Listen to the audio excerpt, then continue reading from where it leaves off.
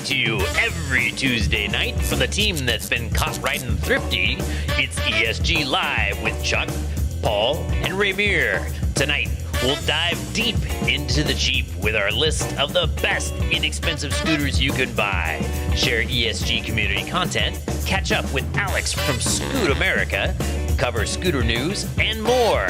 And now, your host, John Temple!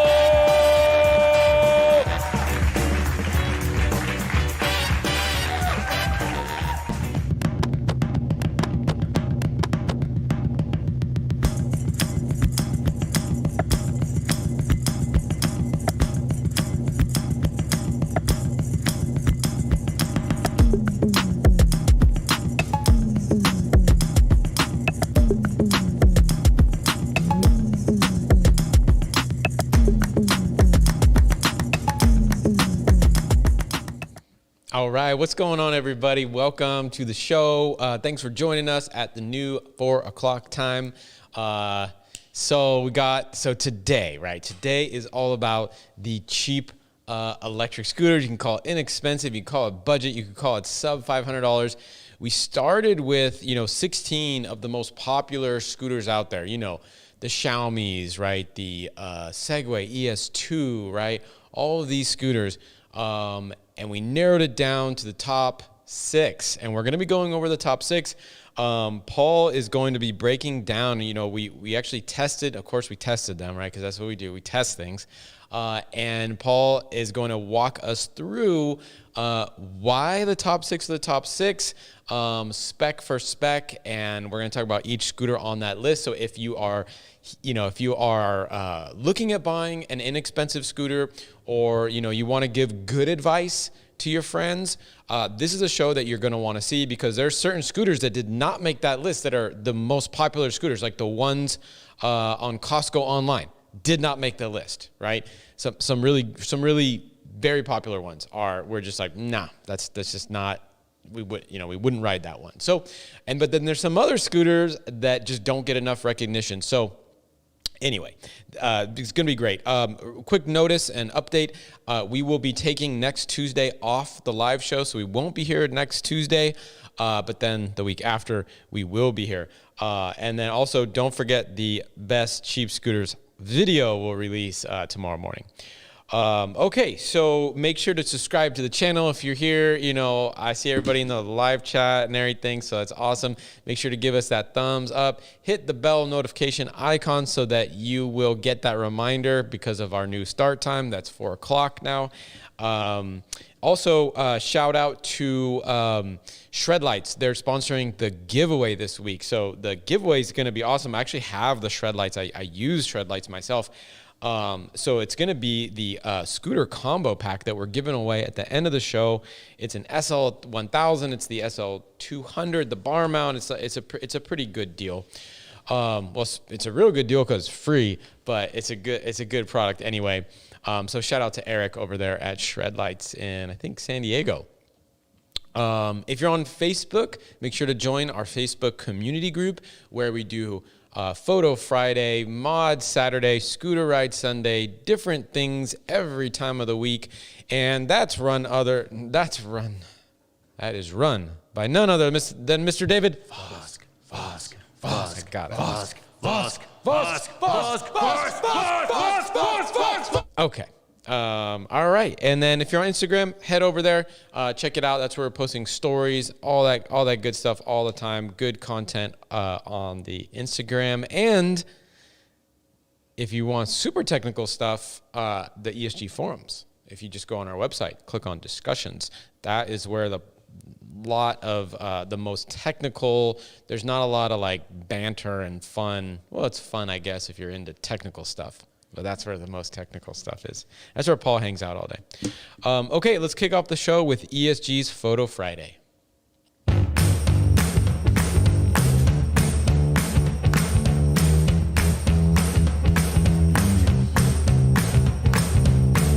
All right, Photo Friday this week, we have 2 honorable mentions, 2 runners-up, and 1 winner. There was one country that dominated all rankings except for first place, and Italy dominated. Okay, honorable mention goes out to Patrick Magsico, posting the eScoot 10 DH2400 Cabo Mantis Dual in Milan, Italy. So beautiful photo, and I think there's a there we go. There's a little shout out from Patrick. Thank you, Patrick, for submitting that awesome photo. Other honorable mention, and this is always in the running, is Tajak Tikas with a beautiful shiny. There it is. Photo of the e-scoot in Rome, Italy. And I don't know if we have the image, but maybe I'm saying this one. It's he says, David Voss, thanks a lot, sir. My Instagram is TAHJACK_TIKAZ. So if you want to follow him over there. And this is the eScoot 10 Black Edition in Rome, Italy. Yonip Scoot, and shout out to all eScoot riders. Ride safe. Runner-up is Daryl John Cerna Pescador. This is another eScoot. I guess eScoot's like a real, I've never heard of eScoot over here, but eScoot 11 in Rome, Italy. And Daryl says, thanks, sir. My Instagram is Dada991222. And reminds me of Dada 5000, right? You know, the fighter. Anyway. He says, the Black Edition, Rome, Italy, Yonip, Scoot, and shout out. Yeah, sorry. This is a Ruroc. Yeah, this is a Ruroc. Okay. The other runner-up is John Adriel Magbujos with, looks like someone's peeping on someone over there. Anyway, it's the eScoot 10 and an Inokim Ox in Milan, Italy. Pinoy EKS riders. And there's a long shout out, so I don't have to say it, but congrats on the runner-up.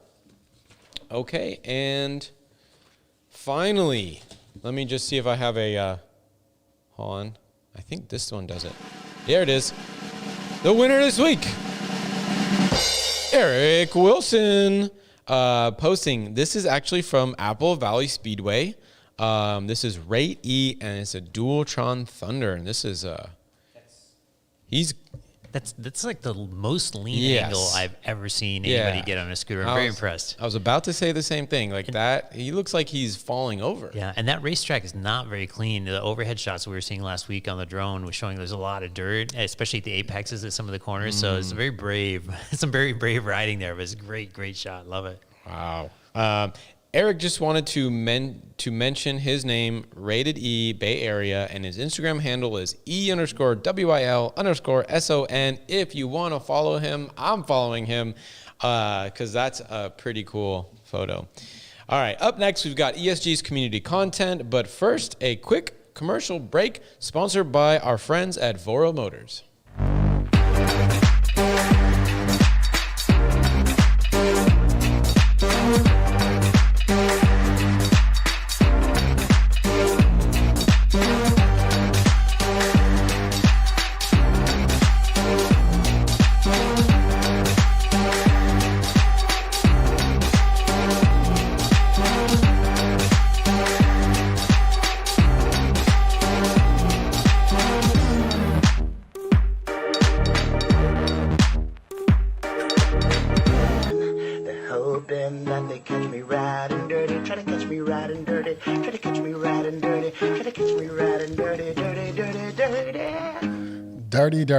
Dirty. Hello, everyone. What's up, Chuck? Hello, Ramir. How are you today? I'm doing very, very great. Well, how was your weekend?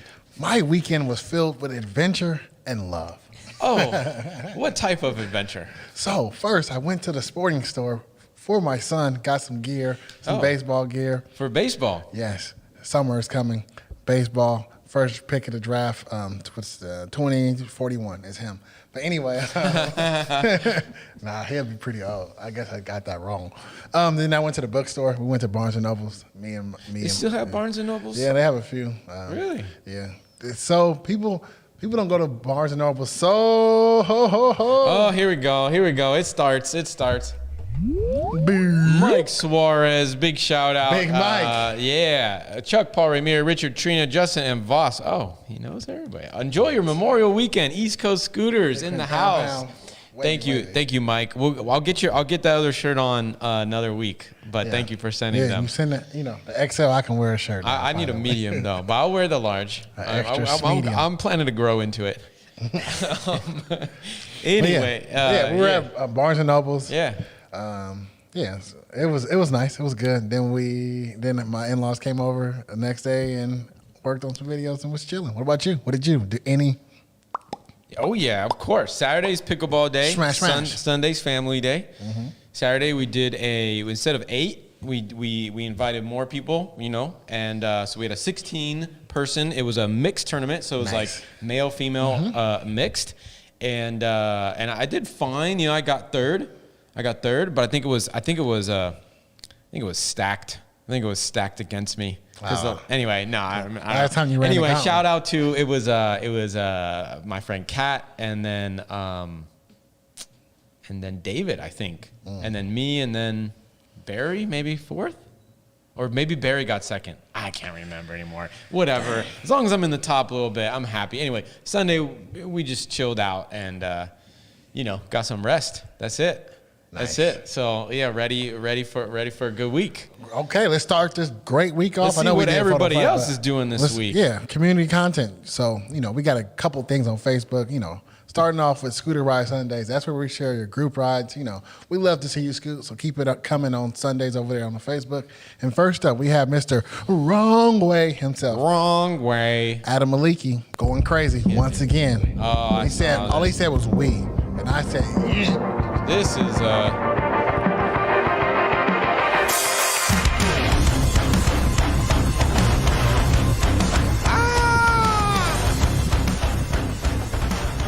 what is 83, 84? That's about 45 miles an hour? 51. 51? Oh, you were looking it up. Yeah, that's fast on a unicycle. Yeah, he's crazy. I think that's fast. You're going this fast, doing the Michael Jackson lean. Yeah. 80 at 50 miles per hour. Michael Jackson lean. Yeah, is that how he gets faster? He tucks maybe? Yeah, and just leaning forward to drive the pedals forward and get it going. And he also makes you a little less wind resistance as you further forward you lean. The scary thing is, I actually had a dream about riding an UC last night. It was awesome. I was like, oh, I'm really good at this. And the only thing that freaks me out about UCs is just the idea that it can cut out.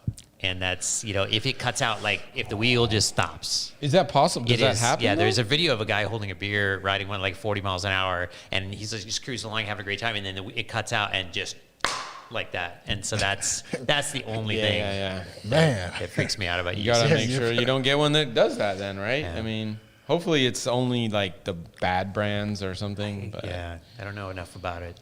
Yowza. Somebody send us one so we can test it out. Oh my gosh, who's gonna stand on that one? Paul. Yeah, my wrist is all healed now, so I may as well, Oh, gee, never mind. All right, Mark Rosa is posting this video with some music of the Wolfpack in Qatar. The Wolfpack. Nice. Shout out to Kevin Nash. Scott Kevin Hall. Nash, Scott Hall, Razor Ramon. The Wolfpack, yeah. Is that NWO? Is he the? Oh, is that what that's from? Yeah. Wolfpack is NWO. Okay. Yeah, the black and red NWO. But anyway, next up we have T-Dog JP. He said, follow us on IG at Bay Riders with a Z, Electric with a K. And this is in the East Bay. He's from NorCal. Oh, where is this? I can't see it. It says lost something. I don't know. Lost Too far away. I don't know. Is he here? All right, go ahead. We can let this ride out, Rich. Okay, you got the little flares on there. Oh. Yeah. Good call, Rich. Look at him, man. Where's this at? I don't know, but we need to get some more rain, huh? Yeah. All right. So that's cool. In addition to community content, we have my favorite part of the show, which is Mod Saturdays. That's where you show your mods, your upgrades, fixing things or making things new and fresh. I can't do anything, so I love watching you guys and gals out there do what you do. So first up, we have a video from TikTok. This is a TikTok mama. A TikTok and her name mama? is I Spy Mama, and she attached a seat to her Go Track scooter, and she has a baby. I see the new mama do it with a baby in her arm. That's what's up. This scooter is a GoTrax or a It's a GoTrax, yeah. Is this a seat that GoTrax sells for I don't kids? think so. No, I think she just strapped it on. What do you guys think of looks like a very young baby on a scooter? Yeah, that's kind of a little scary. I mean, it's all fun and games until, all those GoTraxes have cruise control, and they don't let you know when they're on cruise control. And like, if you for whatever reason bailed, it keeps going. Yeah, and I mean, like that bar is right in front of the kid's head. Yeah, and just being attached to it, once if you bailed, would be kind of scary. Yeah, because then you fall to the side, although it looks like it's held in at the waist area. I mean, there's a reason motorcycles don't have seatbelts. You don't want to be like with your machine when it's sliding down the road. So I don't know. I'd be a little afraid. Okay. So we got a couple photos and some video with music of McCoy posting a mini Harley. That's a nice photo. What is that? Oh, What is going on? that's similar. Is this not the same one that It we kind of looks been really showing? familiar, yeah. Or there's this type of scooter that like we just haven't gotten our hands on yet. That's kind of this low one, but here we go. The Gucci Gang. Gucci Gang. Oh, this is nice. What's up? What's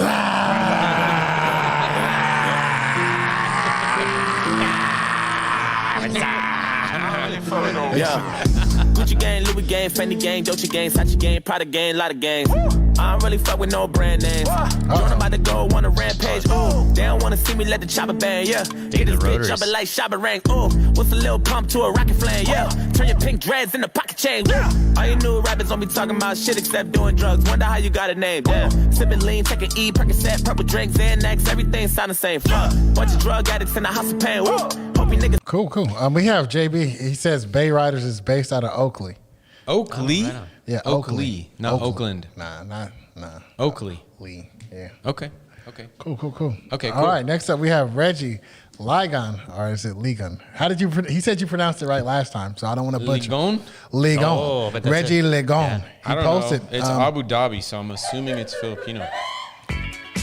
Nice. This is one with the seat. We were commenting on this last time. Oh. And he says, Paul Somerville, thanks. By the way, it works just fine for me. Yeah. God bless, ride, and ride safe. Oh, he So you says. can get the two seat posts. Yeah, Two seat yeah, posts yeah. being used as fork legs.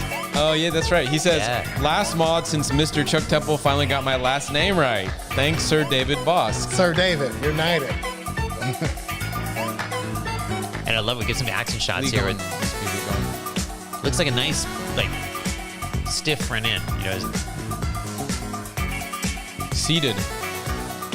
Oh, yeah, Oh. seated. Nice. I like it. And I like the little boogie music, too. Yeah. It's original. Oh, okay. Okay, we got another music video. Patrick Magsico, Photo Friday honorable mention. Patrick Magsico also shared this video of the eScoot 10 DH LED board. Oh, okay, that's cool. Paul said it looks like a slot machine. Nice. Yeah, you'll be singing with that for sure. Oh yeah. Yeah, I think if I can do a mod, lights would be something special. Lights Yeah. like that, I would Lights like would to be do cool. that. I mean, I think getting them before the winter comes. Yeah. Because then riding home at nighttime is rough. Okay, last for my Saturday, we have Brian Patrick Rice on Facebook and also Hey. Scooter Gang on YouTube. He's Hey. probably there. So It's a wheelchair. Check this out. Scooter wheelchair. Just for the time being, I've just bungee corded it on, so it can move. So it's just been bungee corded on. The bracket is still being made. But That's music, though. Turn you around.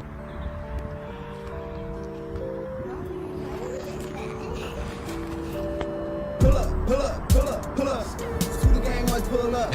Scooter Gang. Scooter gang. Scooter gang. We had Gucci Gang and now we got Scooter Gang. Yeah. Scooter gang. Scooter gang. Scooter gang. Scooter gang. Scooter gang. Scooter gang. Scooter gang. The name is Jonah J. On my school, red dome. She's old, but she still fly as can be. Paragon. We cruising. I bet you it's about 10x cheaper than getting one of those like mobility devices. I'll- those things I'll are bet. expensive. Yeah. I was digging the Ducati stickers on there too. The scooter had Ducati stickers all over it. Nice. Cool.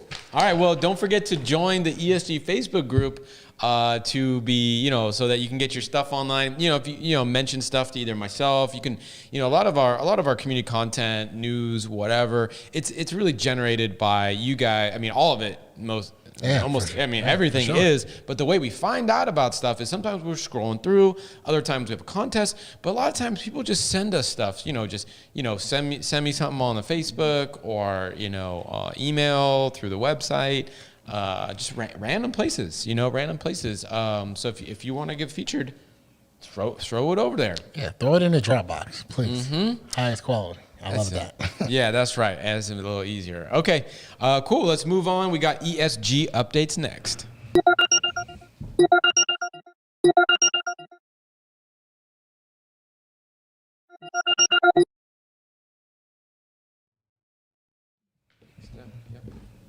Oh. Alrighty. What's up, Paul? Hey, Ramir, how are you? I'm great. How was your weekend? Oh, it's good. It's good. Just fixed a bunch of stuff. A bunch of broken stuff. Nice. Give my motorcycle some love. Oh, so you did some mods yourself. Haha. You see what I did there? All right, Scooter Monster, I see you. Forgot my All mouse. right, so ESG updates. So we got a few updates. Last weekend, shout out to Paul and Richie. And Paul got the man, Michael Shea, to get on camera himself. And we put out an interview last week. And That's a big deal. yeah. That's the Nobody's first time- interviewed that guy. Yeah, it's the first video interview I've ever seen with Michael Shaw. So it was quite a bit of took a while to get kind of connected. It's the guy is like super busy launching his scooter, and so it was like kind of amazing that we got some time with him, and it came out great. Yeah. Anybody that watched that, you learned a lot, and it was very informative, and it was cool. There were at least two big surprises for me during that interview. Which is what? Go ahead. I'm not giving it away. You got to watch the video. Oh yeah, go back. Watch the video. Other than that, we released how to adjust mechanical disc brakes. That was another Paul video. Great how-to. I learned a lot. I actually tried to do it, which I did, which I knew the video was ready to go. Nice. Like Chuck was like, if you can do That's it. quality control right there. So I'm like, okay, let me try this. Okay, got it. On the web, we have how to lock an electric scooter. Shout out to Trina and Richie for the assets. People, it seems simple, but when you're new to scooter riding, locking up is like a major thing that people kind of forget. And then sometimes they're like, where do I put it at? Do I put it through this way? And if you have something that can just tell you where to put it at and how to do it, that's the best way. So shout out to that article. And coming up next, the best cheap scooter video. It's almost done. I'm saying it might come out Thursday. Because, we might want to change a few things. Because this is on me. I made a big mistake. I pressed record and I didn't press record. But it's coming out. It's a good one. It's great. It's going to coincide with this live show today. So look for that one. And also we have straighten the brake rotor. That's our next how-to video. Yeah. So. And I didn't have any bent brake rotors, so I actually had to bend one for that and then straighten it in. It's fine. But we got some nice angles, and I think people should, I did think of a hint that I can give about the Michael Shaw interview about one of the things that he reveals. He gives some details about future scooters that may come out from NAMI. So oh yeah, that was in the comments. I did not expect him to that was not. It was not really. He's already thinking about the he's next cooking scooter. up the next stuff, and he says a little bit about what it'll be about, and that was not. I didn't expect him to tell us that. So that was. I haven't even had a chance to watch that yet. Yeah. I'm excited. But that wasn't the biggest surprise. Oh, what? The biggest surprise was about Michael's background. I do remember that one. I do remember. Okay. All right, cool. Yeah. Anyway. Yeah. All right. And so other updates we've got is we're going to be checking in with Alex from Scoot America. And he has now completed his trip across the United States. That was on Saturday morning. Alex, how you doing? I'm good. Where are you now? I'm at home, Las Vegas. Oh, wow. You're finally. already all the way back. Fantastic. Yeah. Congratulations. It's got to feel... Thank you so much. I actually drove back from Portland yesterday. I stayed in Portland a couple of days and drove 16 hours straight from Portland to Las Vegas. Got home at 3 a.m. Amazing. That may not have been the hardest day of your trip. No, it wasn't. It actually, after what I've been through, 16 hours in a car by myself was actually pretty easy. Yeah. And you didn't have to switch cars once. I didn't, and my charging didn't last 7 hours. It only lasted about 3 minutes. Yeah. So Wow. it was a nice drive, but happy to be back. Wonderful weather here, nice and warm. Wearing a shorts for the first time in 35 days. I'm looking forward to when we get to roadside battery swaps for electric vehicles, because I think that would be just the ultimate for, and I think that's going to come for motorcycles and maybe eventually for scooters too. Yeah, because we had the idea. We have we were joking last week about we have this Voro Roadrunner that we're saying, we want to get this back down there to Voro, and maybe Alex will ride it down there for us. We just need 5 batteries because it's got a changeable battery and stuff. But I know. Were you joking? I thought you were serious. I'm ready to go. Yeah, no, I mean, I started out joking, but then and then I don't. I think timing. I just couldn't get it together in like the 2 days we had before you swung by this way. So, but maybe maybe for the future that'd be a good one. Yeah, absolutely. Yeah. Came by the Bay Area? Yeah. Yeah. Which I imagine you went through. Did you go through just down through Nevada then, or did you come through the Bay Area at all? No, I just came through, South Oregon and then Nevada from top to bottom. Yeah, that's a lot of empty space. Yeah, a lot. So how was it? How was the very end? It was great. I had great weather, which was not the case for most of the trip. So it was sunny. I got to Newport. My wife and kid, one of my daughters and my granddaughter were there waiting for me. So it was nice seeing them after over a month away from home. Yeah. And there were some people there waiting for me to greet me. And it was an amazing feeling, just finishing. I can finally say, the trip was hard. I didn't want to scare my mom and my wife, but it was dangerous. Yeah. It was borderline irresponsible. All the best things in life are, I feel like. Oh, and I know. And all I just the realized pioneers risk their lives, right? Yeah, I just realized that, to catch everybody else up, folks who haven't joined us before and folks who aren't familiar with the show, Alex has just completed his cross-country journey from one side of the United States to the other on electric scooters, a fleet of electric scooters on historic Route 20, and just got wheels to water in the Pacific Ocean on Saturday morning, which I was surprised how many people commented about the salt water. It's like, you really? I know. I mean, maybe if they didn't know what the picture was about, then but I imagine that was it. Yeah, but yeah. I mean, the outpour of support and congratulations it was has amazing. been amazing. I'm blown away. And first of all, thank everybody who supported the trip. It's been amazing. I know we're going to have a show. I believe it's scheduled for June 15th with you guys. We're going to do a large recap of Scooter America and talk all the details. But it was great. Arriving was great. It's bittersweet. It's such an awesome trip. I saw so many things. Just riding scooters every day. I know, riding for 29 straight days, averaging, I guess the average was about 112 miles a day is what it broke down to. Mm-hmm. So it's a lot of time on a scooter. But what was the longest? I'm going to miss it. What was the longest day and the shortest day miles-wise? Do you know?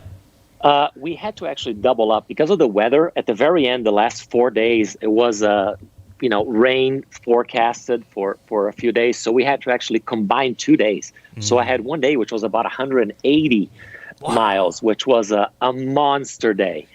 And the shortest day was probably about I'm going to say 90 miles. Cool. That's still a long, short day. Yeah, I know. But if when you're riding 110, even the last 20 miles between 90 and 110, 120, that's when your body really starts, getting tired. So, but here's one thing I have to say: your body gets used to it. People are like, well, 29 days, yes, 29 days on a scooter, 110 miles a day is tough, but the first half of the trip is harder physically than the second half. It's almost like going to the gym. When you first start going to the gym, everything hurts, and then your body gets used to it. Mm-hmm. And I think my body got used to riding those distances. So the second half, it was more like a mental fatigue and a physical fatigue, but not body hurting, not my back hurting and my legs hurting. Mm-hmm. So but the adrenaline took over. I was really tired. 2 days to go. I was like, I can't do this anymore. But when you start seeing the finish line, all the pain and the suffering goes away, and it was great. It was amazing. I'm wearing it. This is all the cities I went through, by the way. If you guys can see, This is US 20. It's about 300 cities. and all the names are on the shirt. So yeah, I covered a lot of ground. 3,365 miles, 29 days, 112 miles a day on average is a long goal. But the trip, what I wanted it to be, it was amazing for me. I got a lot of media, I got a lot of TV, a lot of exposure for micromobility, which is what this trip was all about, getting people to understand what micromobility is about and trying to get cars off the road. And for short distances, why not take scooters? So I got a lot of people converted on my way from Boston to Newport, Oregon. So I'm really pleased. Fantastic. Do you remember how many local news interviews you did from end to end? I need to count them, but I did, I'm going to say about 7 or 8 TV interviews, several radio interviews, both in studio or they came to my hotel to interview me, or I did it over the phone. So I'm going to say another half a dozen of those, and a lot of newspaper articles. Actually, I arrived home and I picked up the mail, and a lot of the newspapers, because I only spent one day in each city, I would do the interview, but then the next day I was gone and I wouldn't see the newspaper itself. So I actually had to mail it to me. So I get home and there's all these newspaper articles and several front page newspaper articles, which I was like blown away. I'm like, I can't believe I finally made it in the the front page. And a lot of these get actually shared. So I went to some cities, and the news people from the city, whether it's like an online blog or even a newspaper, they would just read about my story and still write it, even though they never interviewed me. So they will like read in another newspaper. Then it'll be like, well, he came through our city, so it's newsworthy. So then they write an article, and I don't even know. So I find these all online. I just Google Alex Simon scooter. If anybody wants to see all my articles and count them, I went online. I was like, wait a minute, I have an interview with this, this news station. But sure enough, they stole the content from somebody else and appropriated it. It sounds like about half the scooter reviews on the internet where it's sort of a meta review. We never met the scooter, but we heard it's really nice. That's kind of how it was. So it was great. That's great. It did what it was meant to do, and I'm pleased. It was tough, but we're definitely gonna get into a lot of detail when we do the show on Scooter America. Scooters were great. Actually, on the last day, Nathan from Rev Rides, he met me for the last leg, the last entire day. Wow. So he actually brought 2 V-sets. So he brought me a V-set 11 plus and a V-set 10 plus. Wow. 2 scooters I tried out on the last day. So there's a lot of scooters. I've become quite versed on a plethora of different scooter types. I think my favorite moment was watching you ride with a cat on your shoulders. I tell you, I met so many people, guys. I mean, America is what a country, and I learned how big the country is. Really, for sure. You don't know how large it is until you do it on a scooter. It really puts it on a human scale, because scooters are such human scale things. You're not behind a windshield, which feels like a big screen sometimes. And that's fantastic. You just really experience every foot of pavement between one ocean and the other. So. Some great pavement, some less than ideal. Yeah, fantastic. All right. Well, I'm really looking forward to seeing the recap. Oh, and we've got a question. It says Walter Bell asked, please ask Alex if he felt like packing it in at any point. I'm guessing the day it never stopped raining, or when you had a couple scooters failing, must have tested your resolve. The answer is never. Yeah. Never quit. So no, I was gonna go through. Even it snowed on the, I think, second to last day. So I had it all: rain, snow, cloudy, hail, sunshine, you name it. I've had it. But no, once I started in Boston, there was no way I wasn't going to finish it one way or another. So it was great.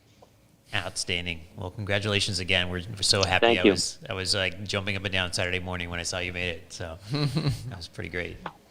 Yeah. And by the way, I will be, there's so much footage that I didn't put out there, pictures, videos, whatnot. So in the next few days, if anybody goes to, my Facebook, facebook.com/Zero2Epic, ZeroToepic, or Instagram Zero2Epic, I'm going to just be posting, pictures and videos and all kinds of things that didn't make it while I was, on the trip, because there was so little time and I was so exhausted at the end of the day. But now that I'm home, I'll start looking through all my, my phones and the cameras and videos and whatnot. And so there's a lot of stuff still that coming out, and my thoughts on the trip, and I'll even do some reviews on the scooters. A lot of people are asking. Oh, fun! Yeah. And the scooters did great, by the way. They were on a mission that they are not meant to be on. They're not meant to be crossing the country and taking the abuse. I mean, I beat those babies up pretty bad. I mean, Joe Jackson would be proud. So, but they did, they survived, flat tires, whatnot, but they made it. So I'm proud of them. They did well. That's great. Well, we're really looking forward to doing the recap with you in a couple weeks. And absolutely. Yeah. And rest up and get some well-deserved rest. Yeah, great job. Congrats. That's amazing, man. Thank you, guys, and ESG family, all of you guys. Trina, David, everybody, all three of you. Thank you so much. Thank you to everybody who contributed to my GoFundMe's, helping with expenses, and appreciate the support. I couldn't have made it without you guys, and you guys really helped me spread the word about micromobility. So thank you. Thank you. Bottom of my heart. Yeah. Thanks, Alex. Thanks. It's been a great Thank ride. you, guys. Talk to you soon. All right. Cool. Talk to you later. Bye-bye. Bye-bye. All right. And so up next, we're going to look at ESG forums have been growing and growing. If you go to our website and click on discussion, there's a link there to the forum. And there was a great thread that came up this week in the Ask an Expert area, which was about GoTrack's customer service, which was very timely because we're looking at a bunch of GoTrack scooters made our list. Spoiler alert. And that was one of my concerns about recommending the scooters and having them on the list, was that they weren't always known for their customer service. And I was really relieved, talking with Peter Summer last week, saying that he's had actually a pretty easy time getting parts for them. And he owns a shop in New York, NYC Electric Scooters. And, when I owned a motorcycle shop, I would not, repair certain motorcycles if I knew I couldn't get parts for them. It was just going to frustrate everybody for me to take on that job. But he will totally repair GoTracks because he can get parts for them. And that's, a huge, huge deal. So, I think we've got some super chat. Oh, that's right. $20 from TDR Drones and E-Bikes.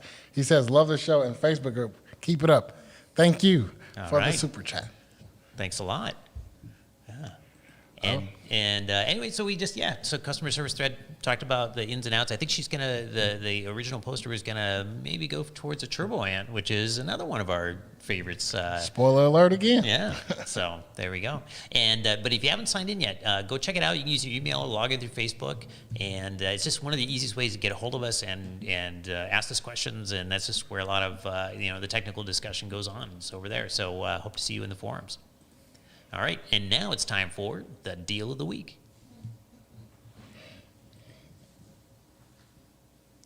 All right, the deal of the week this week is one of my favorites, which is actually it wasn't one of my favorites when I first started riding it, but it's a scooter that I've really grown to appreciate. And you know why? Because I just come off like a bunch of the Apollo Pro and a bunch of really awesome scooters. So the first time I got on this thing, I was like, I don't know. But then I wasn't really paying attention to the fact that it costs, a quarter or a fifth of what, many other scooters cost. And so, but it's one of those scooters that just delivers on value. But if you use the ESG code, ESG5, you get a 5% discount, and you can follow the link that's in the description of the video to get there. And they're currently on sale for $3.99, but with the 5% off, you get it for $3.79. All right, and up next, we will be deep diving into cheap scooters, but first, an ESG commercial break. Sponsored by U-Scooters.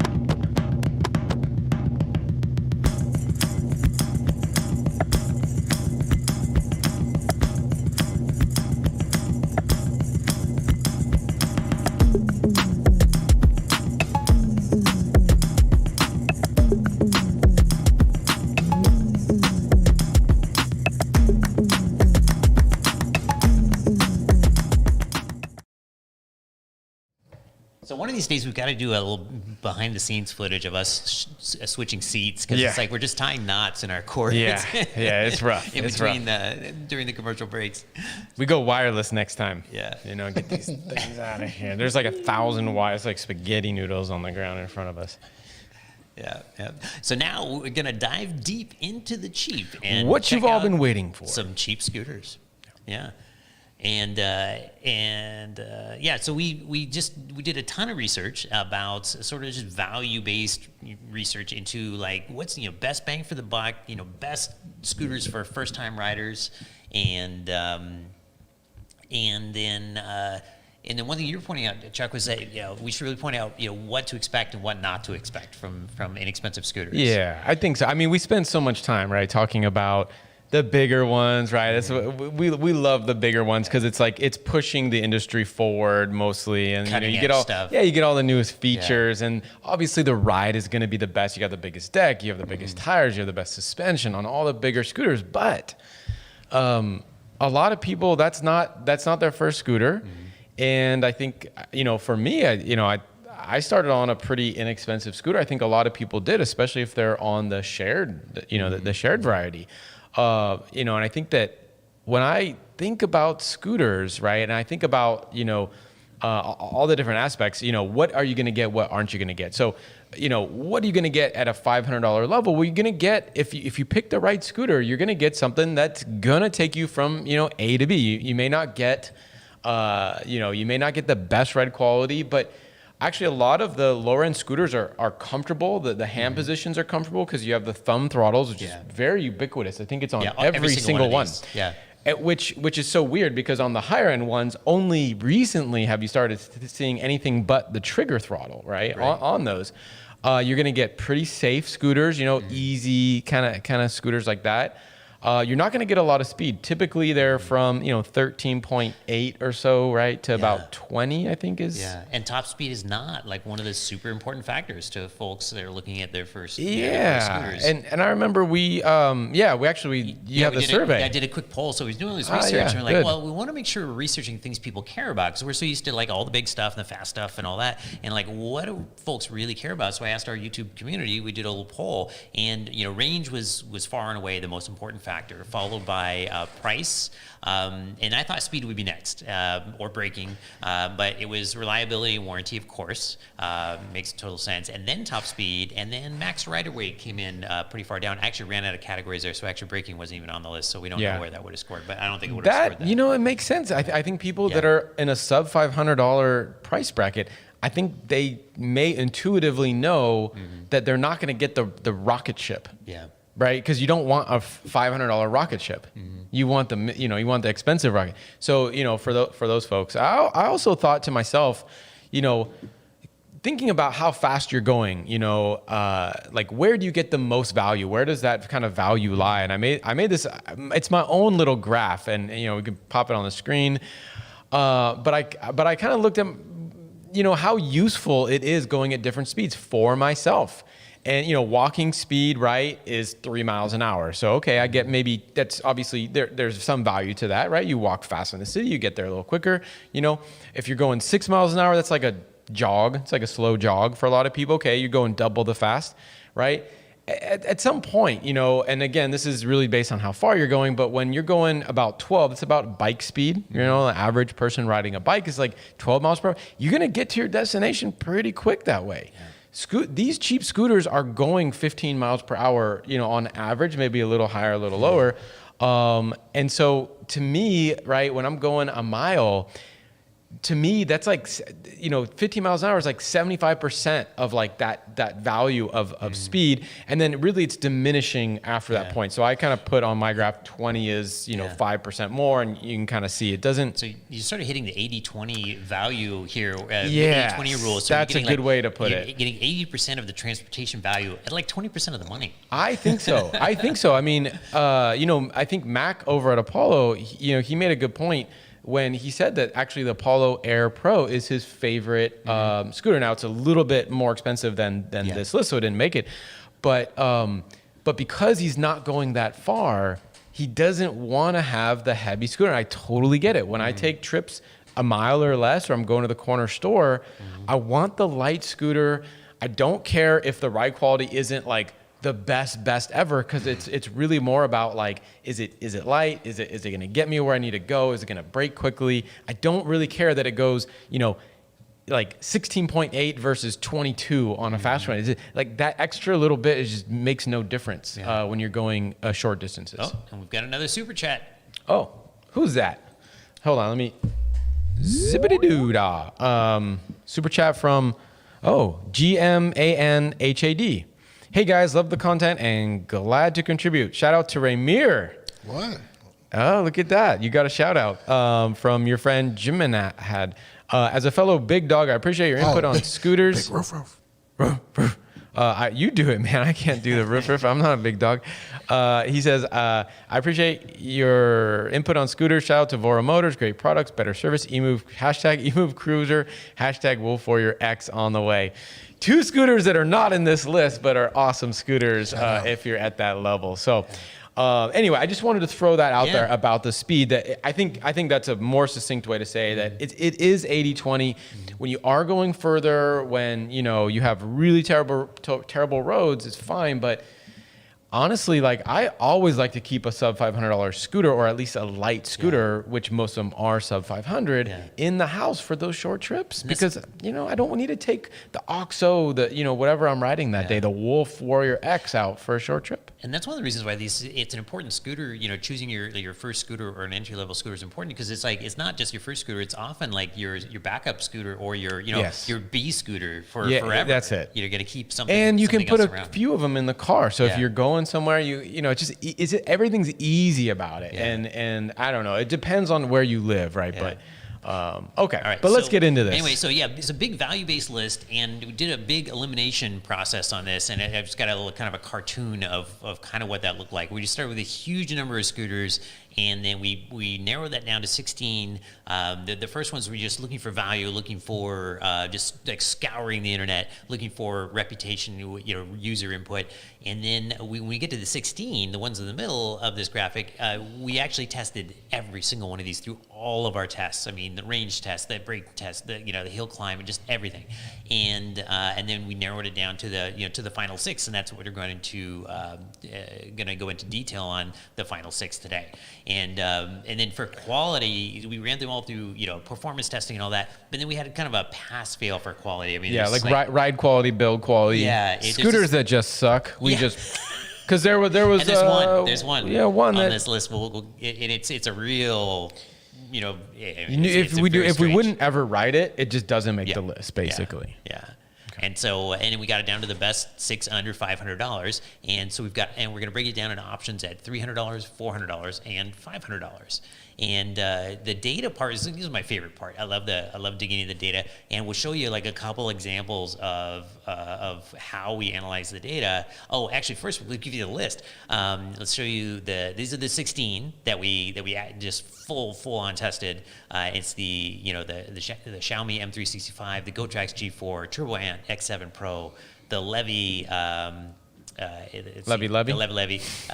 Gleon Dolly, Segway 9bot E22, Hiboy Max V2. Anyway, you guys can read the rest there on the screen there, but it's just 16 scooters, and I'll show you the data now of what that looked like when we started analyzing these and picking out the outstanding performers.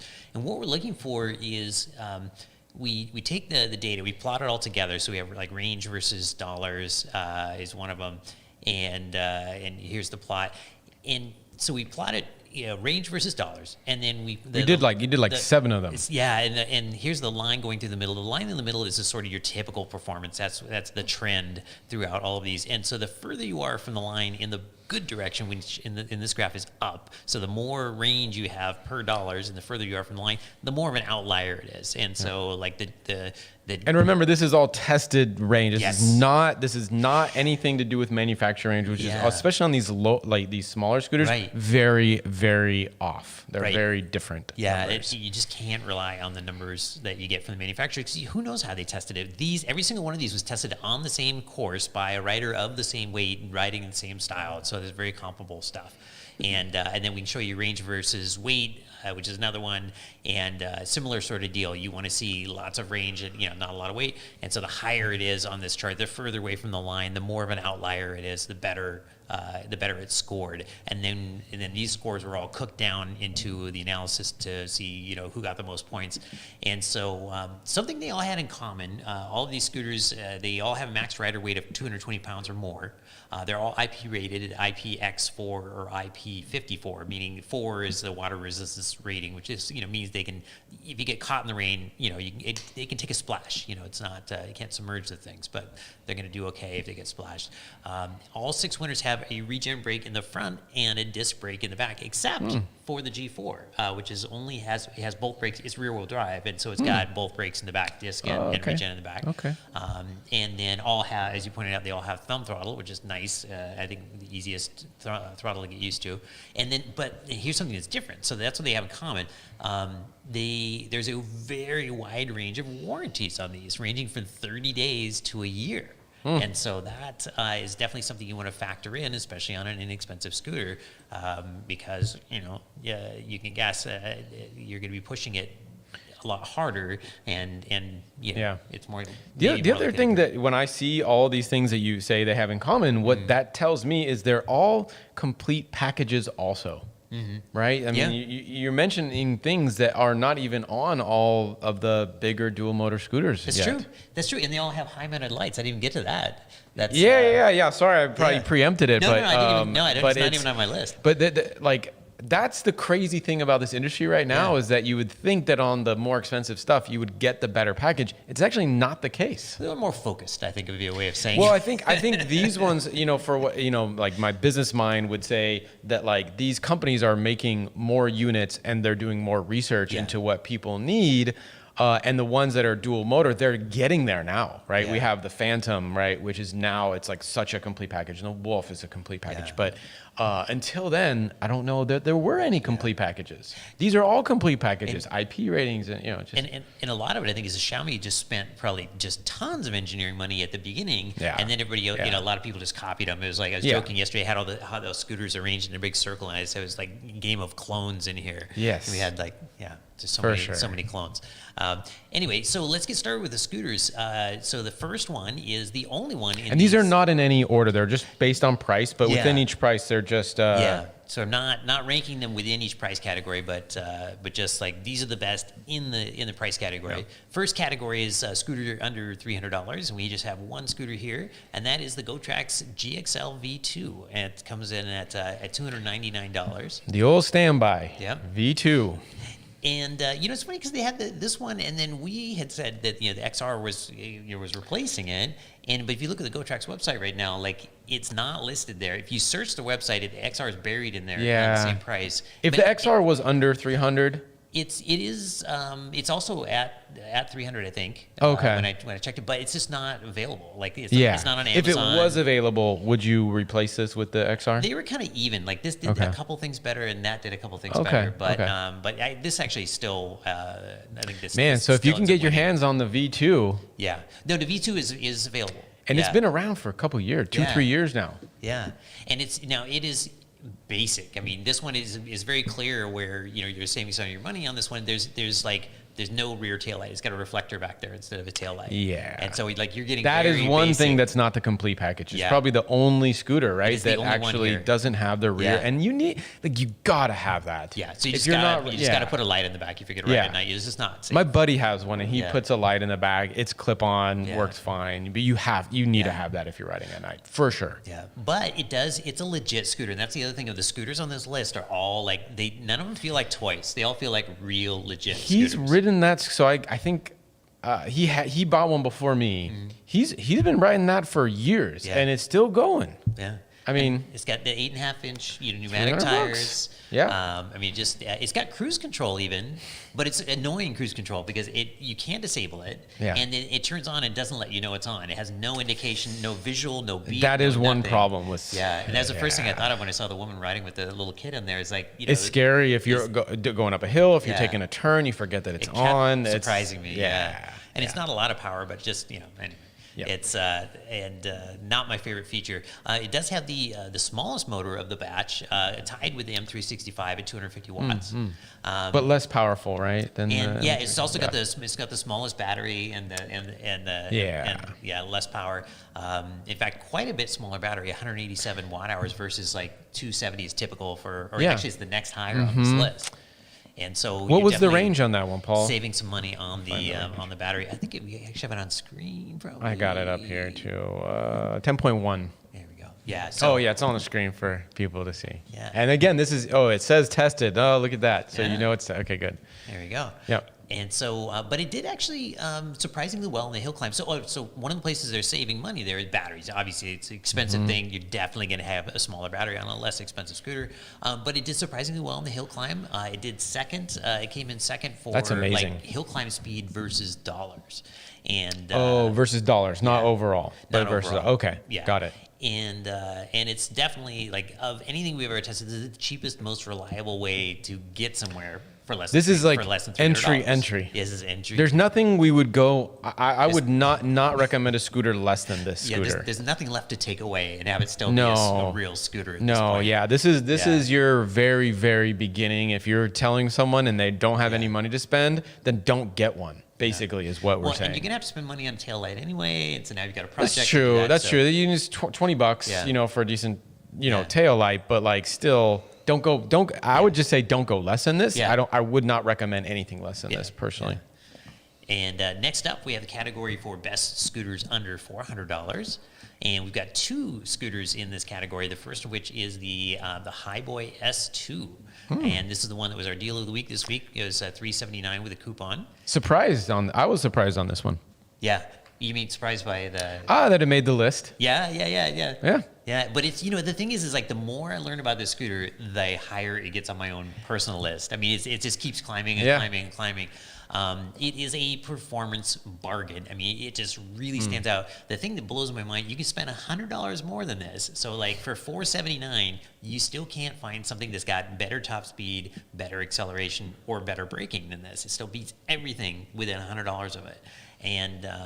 And then it's also got its top speed is like 19 miles an hour, which is nice. That's very nice fast for this. Yeah. That's probably the second fastest out of all of these that we have up here. Yeah, the G4 is the outright fastest, but this is it's close. Really, really close. I mean, 19 is fast. I mean, and here's the other thing that I think it's fast. Yeah. Yeah, I mean, especially if you've never been on a scooter, 19 is fast. And it's faster than my wife wants to go ever. In the let's see. Oh, and here's the thing that blows my mind. In fact, is that it outbreaks everything on this list, and it does it with honeycomb tires, like non-pneumatic tires. That's interesting. Yeah. How does that happen, Paul? You know what? It's got more regen. It's got more regen brake. Regen is stronger? Yeah, so all of these scooters have, except for the G4, have a regen front brake and a disc rear brake. But, of course, most of your brake is coming from the front, and it just gives you more of that. And then, of course, I found out during all this research, I had never come across the app for this. And so you find the app, you can actually dial in. You can dial in how much regen and then how much initial acceleration it gets, which is like astonishingly detailed in control for a cheap scooter. That's that's good. I mean, that's a lot of value at that level. Now it comes with a warning, and that is that you definitely, I would recommend absolutely going over the scooter and checking it out and hitting it with Loctite and checking out the fasteners, because we did have a couple rattles show up. One is one is just a fender rattle. It's the latch at the back, and I show actually in the video that's coming out, the cheap scooter video. There's like a 2-second clip of how to fix that, and it's that easy. And then the other was there was a rattle that showed up in the front. It was actually the latch, and that was kind of a bummer. That's a kind of a big deal. The latch itself was the keeper, not the latch itself was failing, but like the little safety keeper on it was coming loose. So. Were you able to fix that? Yeah. Oh, yeah. I just tightened it up and it was fine. But everybody should, hit it with a little Loctite. I mean, this is one of the compromises. You're getting a lot of, performance, but you check it out, because it's definitely check those the fasteners at the front stem latch and hit them with some Loctite if you can. I would call this the best of the clones. Yeah. Right? Because absolutely. Actually, the Go Treks are unique. That's true. The Turbo Ant, right? There's some. Well, Turbo Ant Levy is, kind of the same model, I believe. Yeah. And then, and that's it. I mean, as far as the ones that we find are the best, but there's so many clones out there. I would say Hiboy is the highest clone, right? That's a good way to remember it. And at the end of this list, if there's time, and I think there will be, we'll hit a clone that both outperforms this scooter in certain areas, but utterly fails in others, and it's also a clone. And so we should make a video called "Attack of the Clones." Yeah, Game of Clones, Attack Game of the Clones. Yeah, because we have other clones. ones. We have the Mac wheel. We got. I mean, this one. There's a lot. There's just so many out there. But the other thing this does well is it has the second highest rider weight. So almost all the scooters on this list are of these 6 are like 220 pounds or more. Yeah. Actually, they're all 220 pounds or more. But this one goes to 265 pounds. It's the second highest. Interesting carrying capacity. So we got 6. turbo. Yeah. So most are 220. Turbo Ant 275. Right. Yeah. This one 265. Right. Do you think that they actually just said a different number? I think they did. Yeah. I mean, the reason 220 is such a common number is it's 100 kilograms, and so it's a nice round number, and then they convert it to pounds, and there we are, 220. It's so weird because like whoever decided on that number the first time that everybody then copied, there's no, I think some people say, I've heard that like it's based upon the tire rating, like the weight or something that the tires can hold without something. But you look at the G4, and the thing is built like an aluminum 2x4. G4, well, even the Segway 9 Max is 220. Yeah. They say, but we all know that. I mean, that's a shared scooter model. Like, But it does give some confidence when they go outside that norm and they like put their stamp on it at another number. Then they say, well, they thought about this one. So maybe there is. I mean, I don't know. Would you? Is that a Big Dog approved scooter? It's not. Which one? The Hiboy S2. I saw you wiggling that thing. Yeah, I was riding it the other day. It's cool. It has some acceleration to it. None of these scooters are the best like hill climbers, which is important to me. Yeah. But it's one surprising one that I like out of all of them, and the Hiboy it's the second one I like the most. Okay. So it's up there. Yeah. It's up there. It has some things on it. It has some suspension. It hasn't. It does have that rear suspension. It hasn't broken yet. Yeah. So that's good. Yeah, it picks up the acceleration. Once you get on it, it goes faster than the rest. So nice. Cool. My Big Dog approved. Find out. Is that right? Check on the website okay. to know if it's fully Big Dog approved or not. Okay. All right. So next up in the under $400 category is the GoTrax XR Elite. Yeah. And I like this one. Yeah, this scooter's superpower is range per dollar. I mean, it's got it does 16.6 like real world tested ESG miles. And know that whenever you see on the speedometer on all these, almost every scooter, especially the GoTraxes, they're gonna say 15. Sometimes I think I've seen them say 16. Yeah. Never. But this one does. At least like the XR Ultra, and V2. I've never seen it actually. We test all these, and I keep thinking, okay, my thing must be wrong. But then I keep testing it, test the other ones. Absolutely, their speedometers are wrong on the GoTraxes. Yeah. Except for, but this one is not wrong. It's but it's a different unit. Yeah. Right. The XR, it's like that thing that's built into the. Yeah. Anyway, go ahead, Paul. Sorry. All right. And throw that in there. And so this thing, it has such amazing range per dollar that other than the one scooter we'll mention later that got kind of disqualified for this ultimate quality failure, the next longer range scooter up from this goes 1.1 mile more and costs twice as much. And so it's like, this is that spot, that value spot. Yeah. For you're talking about, so for range. For range at that speed. We actually just range. Range in general. At this price. Yeah. And so we've got the range versus price graph up here. I'm going to pull it up on my desk so I can see it a little more closely. And 16.6 is a lot. Yeah. I mean, you 16 see, and a cheap scooter. 16 is legit. Yeah. And you can see like all the everything else that's on the chart. We're going to ignore the Mac Wheel Pro right now because that's the bummer scooter later on. Spoiler alert. I mean, that sucks because that one does have such good performance numbers. It's just the quality wasn't there. Yeah. But other than that, it's like just beating everything regardless of price on this list. But this is second best range. Yes. Yeah. So this is the best range of anything anything like up here. Yeah.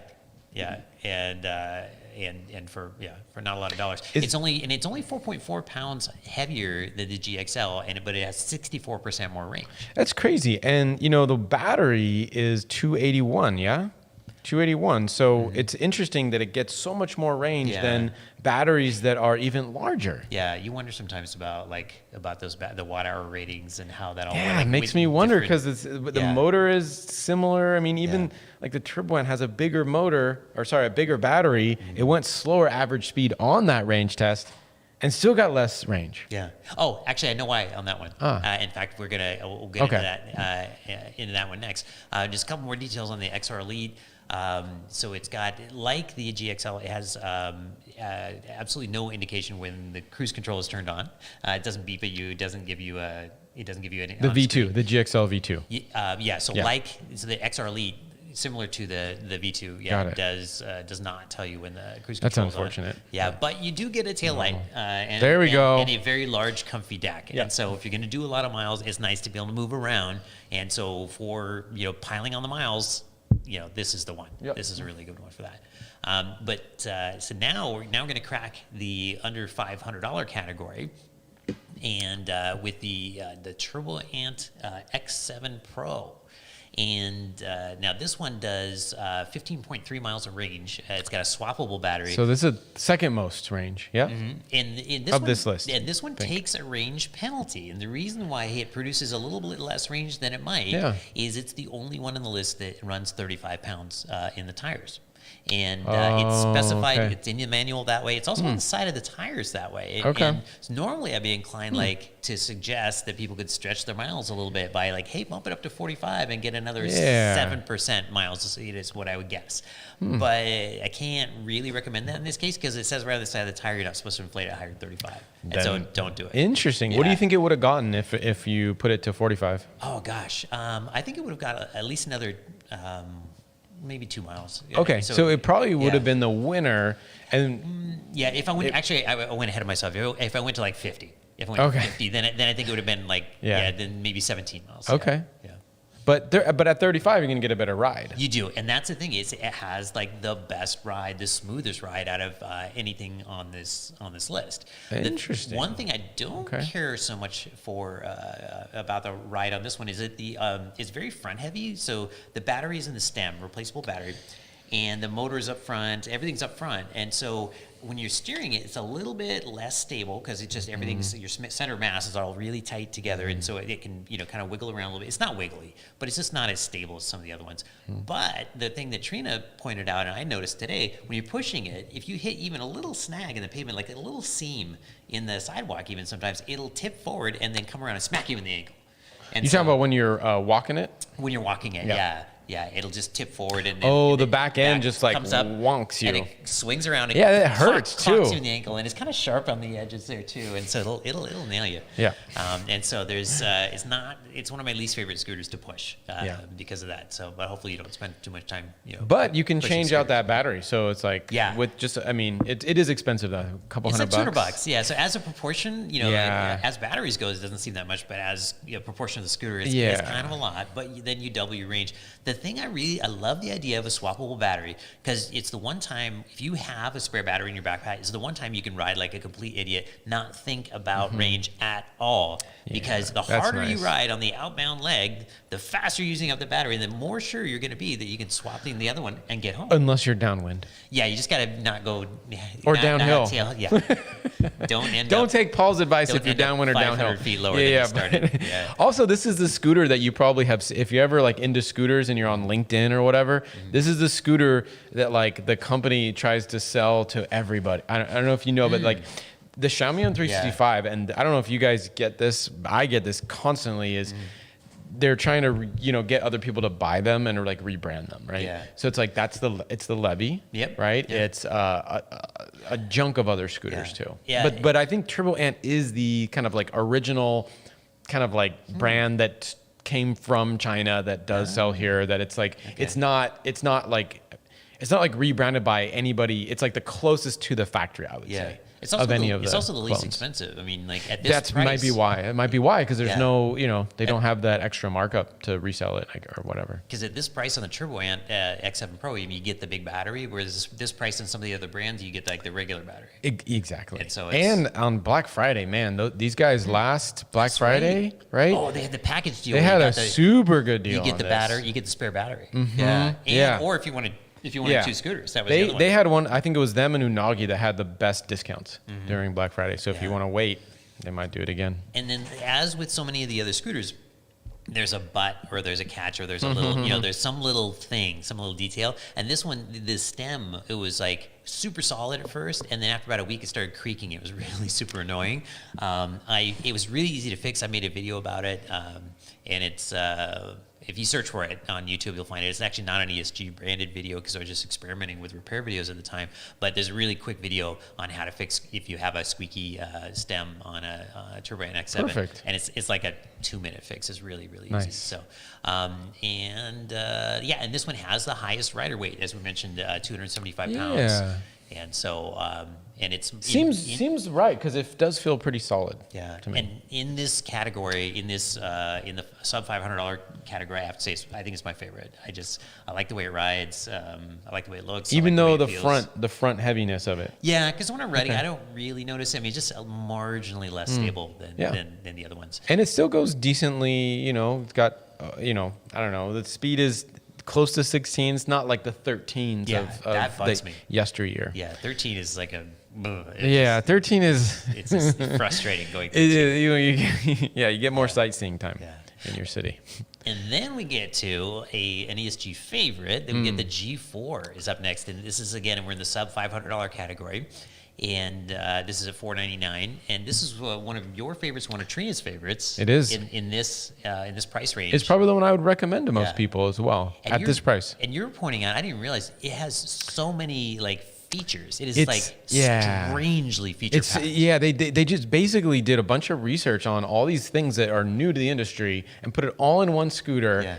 And it's like, I mean, it has a lot of stuff. And I know that the way that's why I'm glad that the list isn't ranked, because we would probably have long conversations. That's why we probably saved ourselves 5 hours of time that we didn't have to force rank this list, that it's just kind of in there. Because for me, this is the way that we're doing this, the range of, all the ways that you kind of took the value, the performance value, right, for price.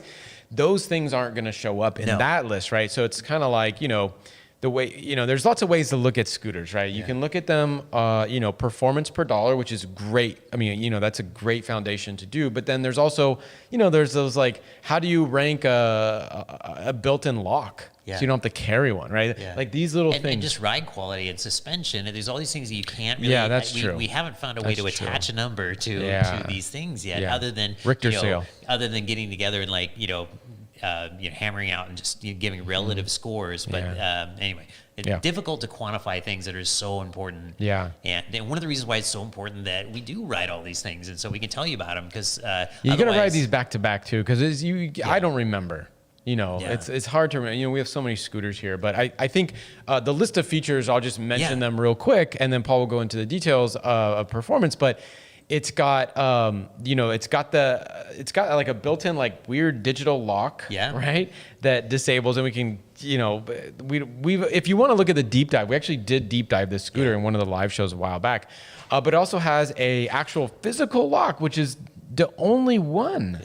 That I've ever. I mean, now of course, something off the Batman utility belt. Yeah. It's like this little cable that goes. And comes out of the it's stem. Unfortunately, it's not anything that probably a strong person could probably just yank it really hard. I bet. I don't know. I wouldn't try it. But you shouldn't be locking up a scooter more than, I think, 15, 20 minutes in the daytime outside of a store. Anyway, it's not. I don't think any scooter should be. And if you do that and you set the digital alarm on it, will it beep at you if somebody tries to move? Yeah, it does beep at you. And I think if they turn it on, right, then the wheels kind of lock out. But if you don't turn it on, you can just roll it away normal. Okay. So, it's not foolproof, but if you guys have researched this stuff, that's, none of it's foolproof. But it's also it was one of the first scooters we saw with a walking feature. Yeah, it has this walking feature. Again, like they just, you press, I think you hold down the minus button or I forget what it is, and it goes about 3 miles per hour, which is so interesting because if you were to do user experience surveys on scooters or something and watch how people actually use them, a lot of times you're actually scooting, but maybe you meet up with friends and you're going from place to place and you're walking from the baseball game to the bar, or, whatever it is. And so, rather than trying to hold your thumb exactly at 3 miles per hour and not deviate, which is actually really hard on really any scooter except for a few, it's so hard. So this one has this feature where it just kind of locks in your speed and you go at this like typical walking speed, which again, it's like, I would have never thought of that. Yeah. So like, GoTrax is a weird company. Yeah. I don't get them sometimes. And then pre-slimed tires. I mean, yes. That cost them some money. They didn't have to do Yeah, that. I remember talking to GoTrax about that a long time. I'm like, man, throw some pre-slime in your tires. And they did it on this one. And, I think the only other scooters, Ninebot Max is famous for that, right? Stick a nail through the darn thing. We haven't done that to this. I don't know too many other scooters that have pre-slime tires. Very few. I thought that was going to be a big thing, and it turned out nobody did. Yeah, I mean, I hope that this scooter sells a lot only because I want GoTrax and everyone else to be like adding these types of features and thinking through. This is like, to me, this is like the equivalent of like the Apollo Phantom, but for the low end of the market, because they put on all these like really cool things, anyway. Yeah, and it's got the largest battery in its class. It is the heaviest of them all at 36 pounds. I mean, some of these scooters it's not the easiest one to carry. Yeah, I mean, a lot of the scooters in this category are like 26 to 20 pounds, and so this is definitely noticeably more heavy. Yep. But it's really solidly built. It has a really nice, the way the stem folds down, like the stem wires is go. good and too. It's the only one. Yeah, I like the stem. It's the only one that doesn't have little wires hanging around the outside. This one. Yeah, and so it's everything just goes down through the stem when it folds. And Trina always points out the clasp, where you actually lock the scooter when it folds down. The lunch bag holder. It's actually the only one. And again, you could say like, oh, every scooter has a little bag holder if you want to hold your groceries or whatever. But not all bag holders are created equal, because I remember taking my veggie Chinese food lunch back one day on a different scooter. And I'm looking at these bumps, right, that I'm going by, and I'm like, this is not a good idea, because, there's nothing holding that in. This one here we go, yeah. It actually locks in, so if you are carrying, the bag, whatever, you can be going up and down. You could swing your scooter like this and swing the bag around. It's not coming off. So that, again, it's these little crazy features on that scooter. I just think it has so much. And it's got a really bright display too. It's like really easy to read, really bright and display. it's the fastest. Yeah. Right? Yeah, it is a legit outright 20.0, yeah. right? 20.0, we clocked that in at. Although it's not my favorite combination. Like really, it's got the highest top speed, but like only one brake.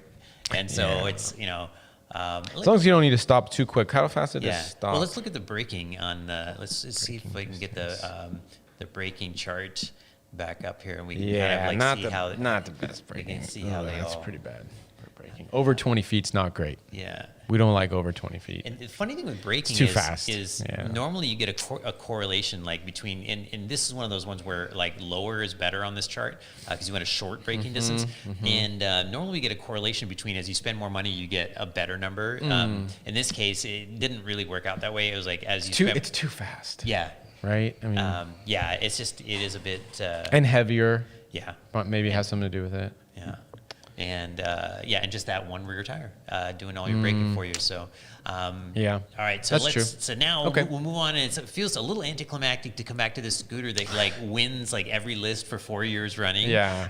And it's the Xiaomi M365 as a scooter everybody's still deserves to be on there. It does, and it's the Honda Civic of scooters. And one of the things that we're looking for on this list is not something that does one thing, like blows everything else out of the water on one category, because it's not that useful, but something that does, this scooter is really best at nothing, but it wins like every list because it's good at everything.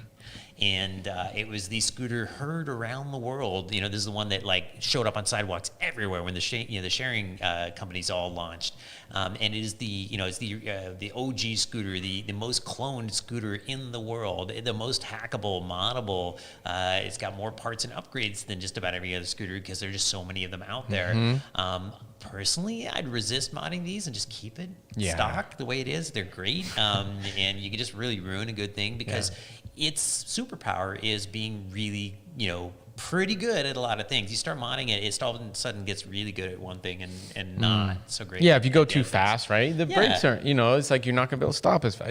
It's just a very well balanced, I like to say over 20 miles an hour, 2 brakes. Yeah, I agree. Yeah, and then there are other versions of the scooter available. A lot of folks will ask, hey, what about the Pro? What are the Pro 2 and all this? The only right now in the U.S., it's just this model, the M365 or whatever they call it these days, is that's the only one officially available in the U.S. I've talked to Xiaomi about this, and they said, if you see the other models in the U.S., they were gray market imports. They're not warranted, all those sorts of things. So that's why, if anybody's wondering why we keep going back to the original one, it's like it's available. We can tell you what the price is. Anytime you're doing a list based on like you're comparing performance versus price, if that price changes wildly from day to day, like the Pro 2 will be like $600, $800, $500. It's like all over the map when it does show up. So it's anyway, M365 is the one we kind of still base pretty much everything on. And then finally, we'll get to a scooter. We can just keep the same picture up because it basically looks just like an M365. I don't have a picture. It's another clone. It's another clone. But we have, it's the scooter that confused me the most in this whole test, and the one that basically got disqualified for like 3 different reasons is the Mac Wheel Pro.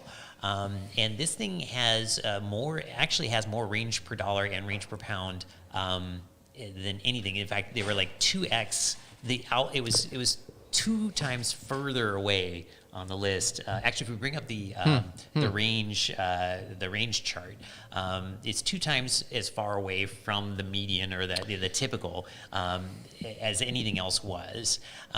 It actually 19.6 miles. Yeah, and the reason, here's another reason why we don't just do these purely on the numbers. By the numbers, this scooter actually wins the whole shooting match. It beats everything, and it even has like a decent app too. It's like it's got a few things that are pretty cool, but it has horrible ride quality. I mean, it's got solid tires, not honeycomb, not not air filled, not honeycomb. They're just solid. I mean, they're just like little rocks.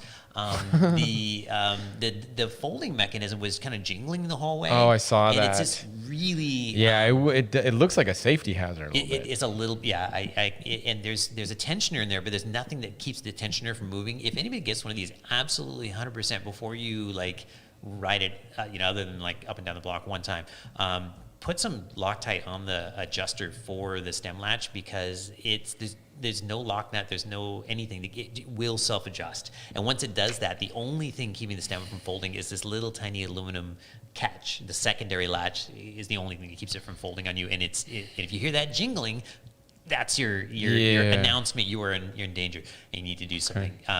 It also had very easily flat spotted tires during the braking test. I did like 5 stops and then coming back from the break, and I didn't do anything unusual, just the way I usually test things.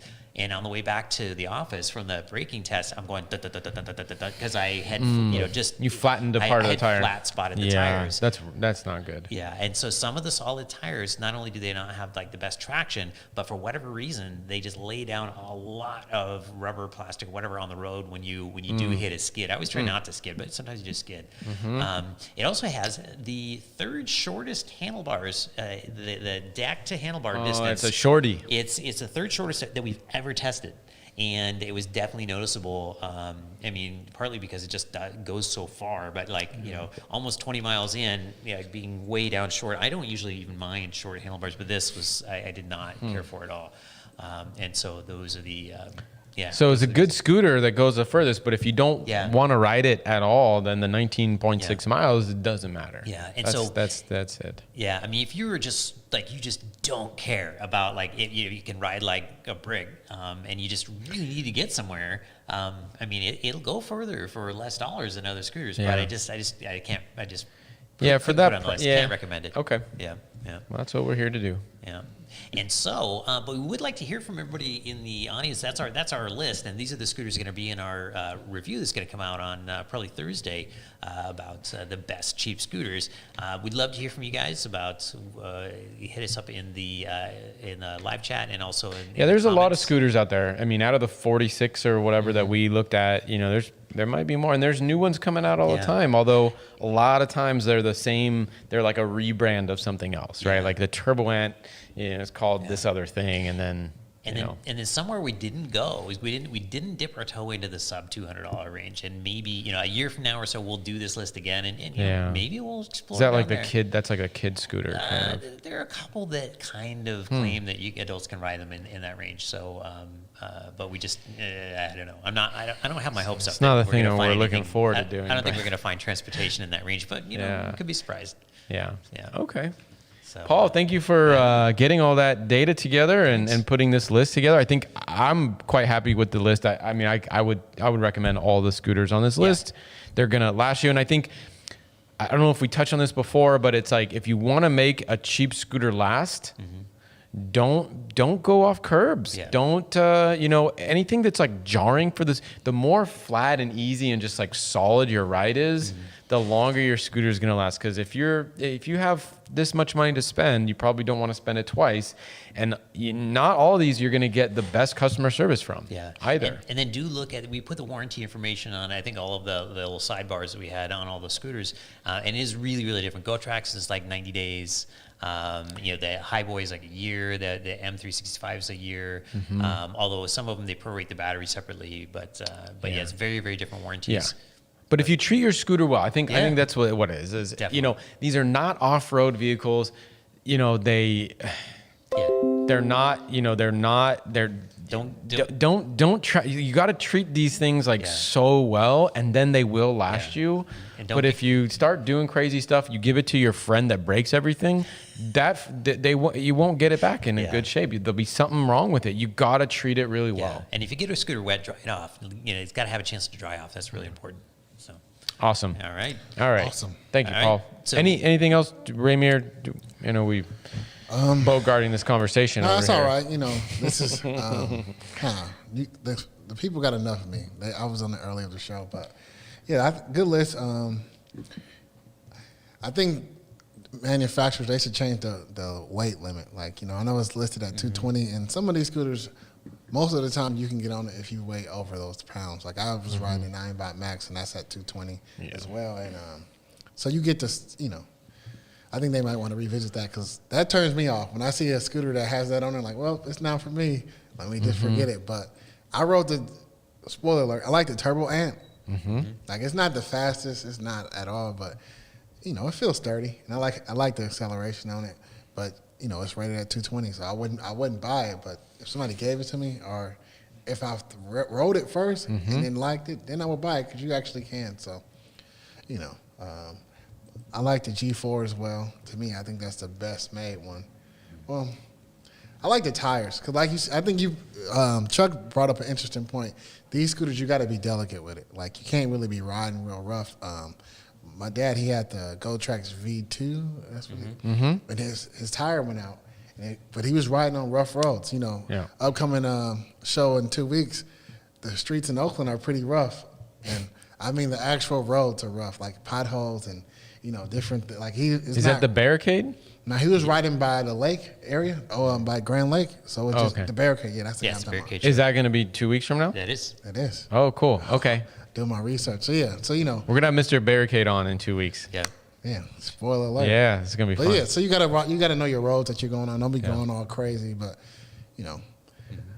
I would save up for the $800 range and get other scooters. Me personally, being a big roof that I am, but.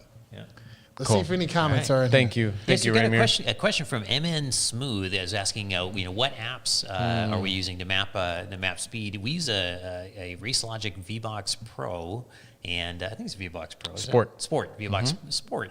And it's actually one that they don't make anymore with 20 hertz. All the new ones are 10. Yeah. So we get a little bit more, we get double the data, which for braking, I think probably does make somewhat of a difference. Yeah, it's nice. It's a ton of data points, and it's really repeatable, and we get repeatable results out of the thing. For sure. We really like it a lot. And then someone is also asking, this is not really related to these scooters, but was asking if we could swap out a thumb throttle with the display that you can order from eMove Touring to replace the one that comes with a 13 amp hour Horizon. And I don't know. It's not the same scooter. No. The Touring is a different scooter than the Horizon. But it might, Yeah, I don't know if the Horizon is plug and play, but if it is, I could try it. We've got. We don't have a Horizon that's like, they keep current. updating, right? Fluid Freeride, right? They're going to keep updating the Horizon. And so I'm assuming it's like plug and play at this point. Yeah. And most scooters are. And sometimes you can get like a firmware mismatch where like the motor controller is expecting to see one level of firmware and the throttle itself has another. And so I guess that would be. Yeah, I'm not sure on that one. Yeah. But that's a good question to throw in the forum. Yeah. That's the kind of question that people in the forum ask, and then you get some good answers over there. Yeah. And I might even try to see if our old Horizon that we have here and our eMove throttle we'll get together. We'll see. We have all the throttles for the Touring. We do. Yep. Yeah, that's fun. We should try Franken scooting them. Yeah. All right. All right. Moving on. What's the next thing we're doing, Paul? So now we've got your micromobility news, but that's right after a commercial break from Voro Motors. All right.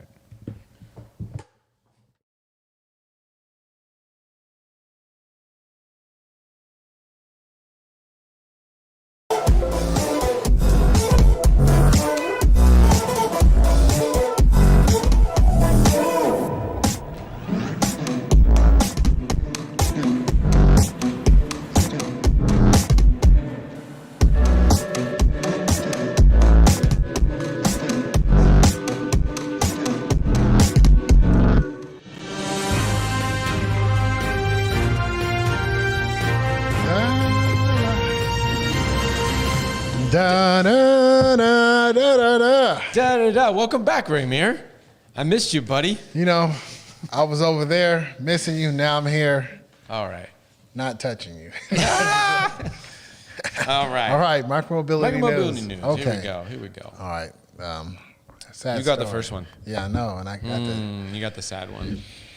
Yeah. So an e-scooter rider that caused a fatal crash in 2019 is jailed for 12 weeks. It happened in Singapore. It was the first reported death involving a PEV user. It's a 22-year-old guy, 22-year-old. He crashed his 97-pound scooter into a 64-year-old bikeless. Yeah, that's sad. Yeah. It's a 97-pound scooter. That's a big one. There's only a short list of scooters that are. It was double the allowed weight, which is 44 pounds. So. And I think he was going faster than he should have been, if I remember reading that article correctly. And given that it's Singapore, 12 weeks is like not that long a time. I figured they cut off his arms and his feet. Both or something. It's a rough Isn't place. That what they do in Singapore? Remember that song, Weird Al or whatever? Caning going on. Yeah, the caning song, right? Anyway. That might have been in the 90s. Yeah, maybe they've softened up a little bit since then. Yeah, I think so. Anyway, so, ride responsibly. I think, especially you folks, a lot of us ride the big scooters, right? I'm riding a 70-pound plus scooter. I know Ramir rides the Wolf King, and, we're safe. We watch out. But, this is a big responsibility. We also don't want to give scooters a bad name. We need to be the model citizen. Right. So I think it's important to just remember that, and remember that, when you're 200 pounds and you're riding a scooter, it's 100 pounds, 300 pounds of metal that's flying through. And some of these scooters have sharp edges. You're like a 300-pound flying razor blade too. So, be responsible. That's all. Yeah. Be responsible. Next up, also not great news here. Australian police confiscated. This was sent in from, I think, the Electric Life. Oh, okay. Out of Australia. Australian police confiscate a Cabo Wolf Warrior. It's on the bed of a truck. The scooter weight and speed capacity are a couple of the main factors for which the police are impounding vehicles right now. he messaged me saying like their laws, it's like 12 kilometers an hour or something like that, or maybe it was 12 miles per hour, whatever it was like their laws are pretty old school, and I guess they're typically, you know, people are getting away with this stuff, but sometimes they can crack down as well. So, you know, be careful and know your laws, and also don't draw attention to yourself. You know, don't, you know, we had on, who's that guy from San Diego? Forget the name of it. The Safe Walkways guy. And, you know, he made good points about, you know, don't ride fast on the sidewalk around people, right? Like, this is common sense, but just don't do that. Don't do that. And hopefully you won't get it confiscated. Anyway. All right. Speaking of knowing your laws, we have some updated laws in Poland. So, rider in Poland. What's this guy's name? Give it a shot, Chuck. Oh, you want me to do it? Yeah, okay. say his name at least. I can read. I'll read this. Zbigniew Domaskowicz. He shared an update on electric scooter laws. So, ride in the bike lane whenever possible. If no bike lanes, you can use the roads where speeds are up to 30 kph. What's that in miles per hour? About 20 miles per hour. 20 miles per hour. Yeah. If neither exists, you can use pedestrian pathways. Speed limit is generally around 20 kph, which is 10 miles per hour? Probably 12. 12? It's, Count it's, 20 it's, on it's, road? like it's like 2/3. It's like 12, 13. Yeah. And 4 to 6 kph, which is 1 or 2 miles? No, like 2, 3? It's 2, up 3, to 4.5? 4? 4, yeah. Okay. High end would be So 4 miles per walking, hour. basically go walking speed when you're on. Yeah. And I think that's pretty reasonable. I mean, I know I sometimes will take a sidewalk and I'll go fast on it, but that's when there's nobody coming and nobody around. But when there are people, don't go much faster than people. You don't want to knock over older folks. Yeah, sidewalks, I just don't do them. Yeah. It's best to not do them, but, you know, once in a while, you know, there's no option. Yeah, if you got one of these, you know, tamer scooters out, sometimes I can on the sidewalk. I guess even if you're going 4 on a scooter, it's 100 pounds. It could be dangerous for you if they don't see you coming or something. Yeah. Anyway. All right. So next up, industry news. We've got Cabo Philippines posted a video of a waterproof testing the Wolf King GT. This is like, the whole week. This is my favorite thing I've seen. It reminds me of sort of Frankenstein's lab, where you've got that you got a wheel, got one of the motors here driving underwater. Oh, what's this? Our motor controller. All the fish died. Completely submerged. Wow. And then there's Look at that. There's the display. It looks a lot like the one on the Nami. It's probably This is the new display on the Wolf, huh? There's a GT. Yeah, the new. I want to check that out.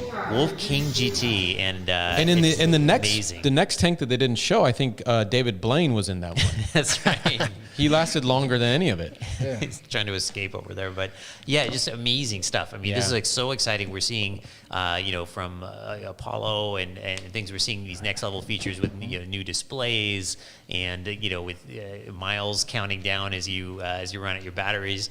And then now we're starting to see next level waterproofing, which is, I think, so important, because I ride. I've been a motorcyclist for 20 years. I ride rain or shine every day, rain or shine. I mean, I just don't like to use a car to get around. I would ride a scooter all the way to here if I could, but I have to cross a bridge, the Bay Bridge, to get here. And Chuck's going to show us something here. Not yet. No. Not yet. It's just for the giveaway. Okay. Anyways, I'm just so happy to see these next level sort of vehicle grade things going on, and because motorcycles, have been doing this for a long time, and no reason that scooters can't get there. Yeah, that GT was fully baptized in all that water. It was just water everywhere. Oh, and they said they did like 3 days. They ran it for like 3 days, and that the motor mechanism itself, because you've probably seen motors come apart before, and like all the windings are. I can't believe it's all that. rusty inside. Yeah, I can't believe that it's that watertight, that it's running for that many days. It's nuts. Yeah, I mean, at that point, the only thing you've got left to worry about is the bearings. But bearings are bearings. They use the same bearings in cars and bicycles and motorcycles, and I mean, they're just bigger and smaller versions of the same thing. So they're all pretty well, pretty well sealed. So yeah, I think they can really make it all work. Sweet. Cool. All right. So we love our Facebook community. So now it's time for the Facebook giveaway. Gotcha.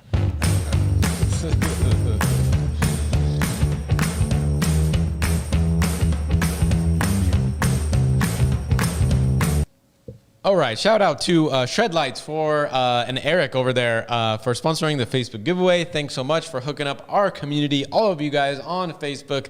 To enter, you just go on the Facebook group on Monday, I believe, and follow the instructions on the post, and then you're entered to win.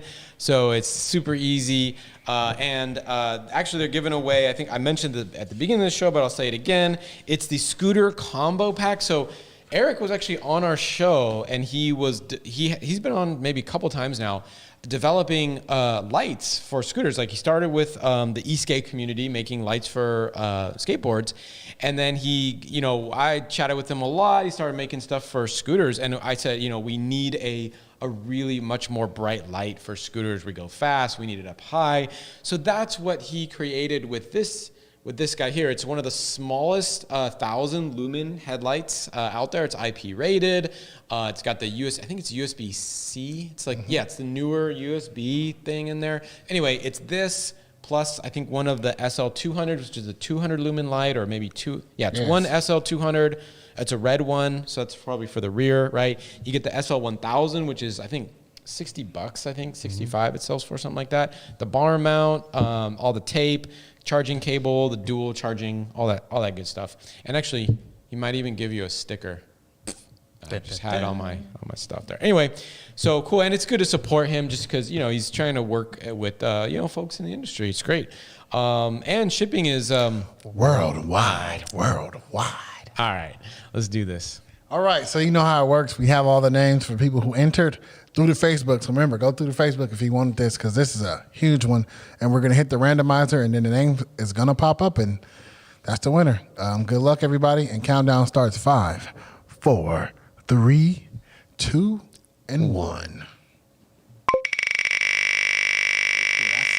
That's really loud. Sorry, everybody. And the winner is Radim Matera.